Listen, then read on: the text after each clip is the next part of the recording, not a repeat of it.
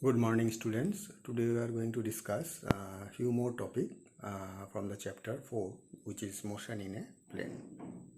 Now, the first topic which we are going to discuss is your resolution of a vector. Now, what do you mean by resolution of a vector? It means that you are splitting a given vector into two or more components.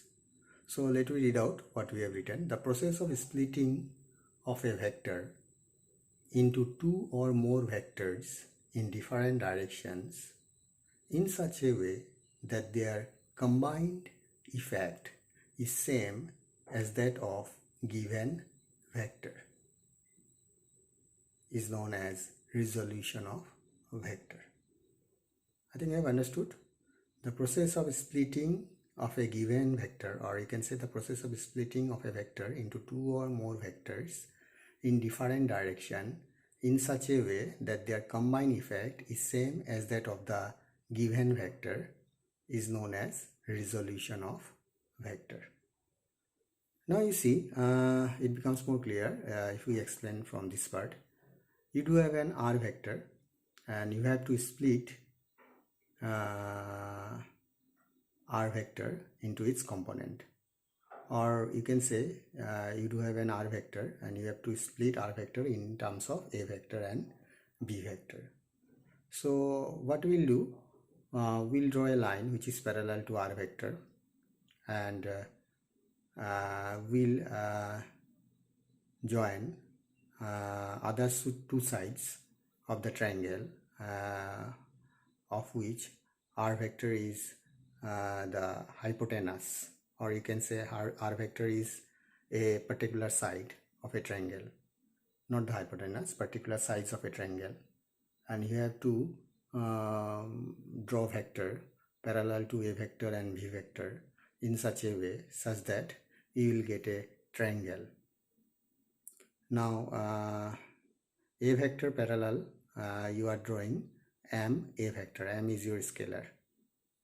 Why you have written M A vector? Because you see, if you want to form a closed triangle by considering R vector as one of its sides, then definitely the direction of A vector is same as that of the vector which you have taken for a particular side of the triangle formed by the vector R vector, and another vector B vector. You have to draw a vector parallel to B vector in such a way such that it form another sides of the triangle of which R vector is the particular sides.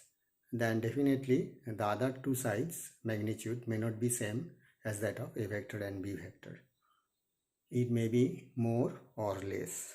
So that's why we have written M A vector and N B vector.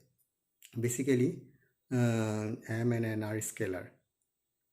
So as you are forming a triangle by considering the three vector as three different sides, then you can apply triangle law which we have discussed in last class. Then that triangle law, if you apply it here, then it becomes your R vector equal to M A vector plus N B vector. So you are splitting R vector into two components, A vector and B vector, where A vector is M times and B vector is your N times. I think you have understood what I am trying to say. The process of splitting of a vector into two or more vectors in different directions in such a way that their combined effect is same as that of the given vector is known as resolution of vector. So let me to repeat the diagram once again. You do have a vector R vector, and you do have a vector A vector and B vector. So what you have to do, you have to split R vector in terms of A vector and B vector. So what you will do, you will draw a line parallel to R vector, and you have to draw two sides other than R vector for the triangle by considering A vector and B vector. Now as you have to draw a triangle, the other sides may not be same as that of the magnitude of A vector and B vector. It may be more or less. So that's why you have to consider M A vector and N B vector, where M and N are scalar. So if we apply triangle law in this figure, so you will get R vector equal to M A vector plus N B vector, because already we have defined. So you see, you give one comma if you want to make it more clear. Let me repeat once again. The process of splitting of a vector into two or more vectors in different direction in such a way that their combined effect is same as that of the given vector, comma, is known as resolution of vector. So you are resolving R vector in terms of A vector and B vector. So the resolve part may not be exactly A vector and B vector. It may be more or less than the magnitude of A vector and B vector. That's why we have written M A vector and N B vector, where M and N are scalar. Now next one is your rectangle components of a vector. So rectangle means 90 degree. So as we are discussing motion in a plane, that's why we are considering two components. One is your x, another one is your y. So you see, in the plane you do have a vector A vector, and we have drop line on the x-axis and y-axis, such that you will get the shadow of A vector on the x-axis as A suffix x, and you will get a shadow of A vector on y-axis as your A suffix y. Shadow, I think you have understood what I am trying to say. Just a shadow means just some type of dark part. So if you place A vector neither in x direction or nor in y direction, then definitely you will get some influence of A vector on both the x-axis and y-axis, and that influence we have predict here, shadow. So if you consider the triangle cos theta based by hypotenuse, so is your AX equal to A cos theta, and if you consider triangle with respect to the y-axis, then it is your 90 minus theta, so you will get cos theta, cos of 90 minus theta again sin theta, and under that case you will get AY equal to A sin theta. Now A vector has its influence on both the axis, x-axis and y-axis, that's why that influence is nothing but the component. So A vector you can write in terms of its influence or in terms of its component like this, because I cap and j cap is your unit vector, and I cap directs always along x-axis and j cap always directs along y-axis. So if you have to split A vector in terms of the component vector, then it becomes your AX I cap plus AY j cap. Now 1 and 2 if you square and sum, you will get A square cos square theta plus A square sin square theta equal to AX square plus AY square. So if you take A square common, it becomes your cos square theta plus sin square theta. So A cos square theta plus sin square theta is your 1. So A will get root over AX square plus AY square. So A is nothing but the magnitude of A vector. So if you have a vector equal to AX I cap plus AY j cap, then to get the magnitude of A vector, what you have to do, you have to take the square root and you have to square the coefficient of I cap and coefficient of j cap, and you have to add. So A equal to root over AX square plus AY square. Now let me try to discuss this topic, dot product. You do have two vector, A vector equal to AX I cap, AY j cap, B vector equal to BX I cap, BY j cap.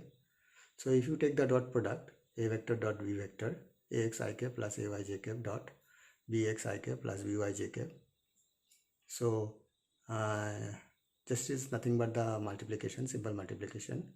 AX BX I cap dot I cap, AY AX BY I cap dot j cap, AY BX j cap dot I cap, and AY BY j cap dot j cap.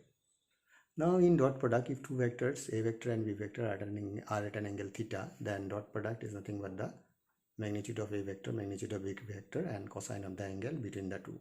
So it is nothing but easier AB cos theta. Dot product basically a scalar product. Now if you apply this formula, a vector dot b vector equal to ab cos theta in I cap dot I cap. So I cap and I cap both are same unit vector, so the angle is your 0 degree. So magnitude of I cap is your 1 and magnitude of I cap again 1, so cos 0, so ultimately we'll get 1. So in dot product, the like unit vector goes to 1. The dot product of like unit vector goes to 1. And if you consider the unlike, I and j, they are mutually perpendicular to each other. So I cap dot j cap, so I cap magnitude, j cap magnitude, cos of pi by 2. So cos of pi by 2 0. So similarly, if you find j dot I, again you will get 0. So it means I dot j equal to j dot I. So it means the dot product is commutative. So this is one rule you are getting in case of dot product. You see, I have said that these things are in mathematics. So when you do mathematics, then you will get in details. So in physics, we are going to apply this dot product here. So dot product is commutative.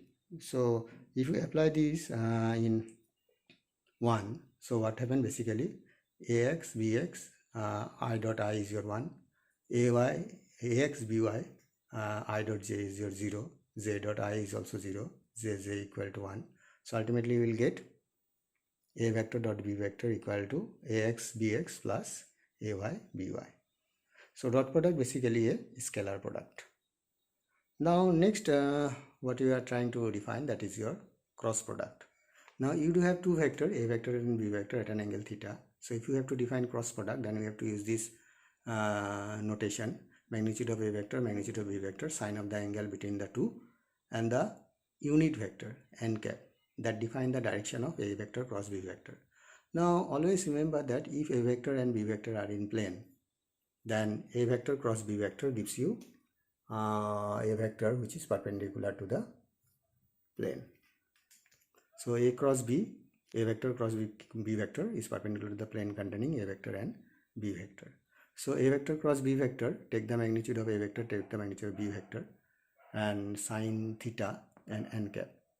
A is your A, B is your B, sine theta, n cap, where n cap is the unit vector. Unit vector basically provides the direction. So a vector cross b vector is a vector which is perpendicular plane containing a vector and b vector. Now we are trying to apply this definition in rectangular components or rectangular components of unit vector.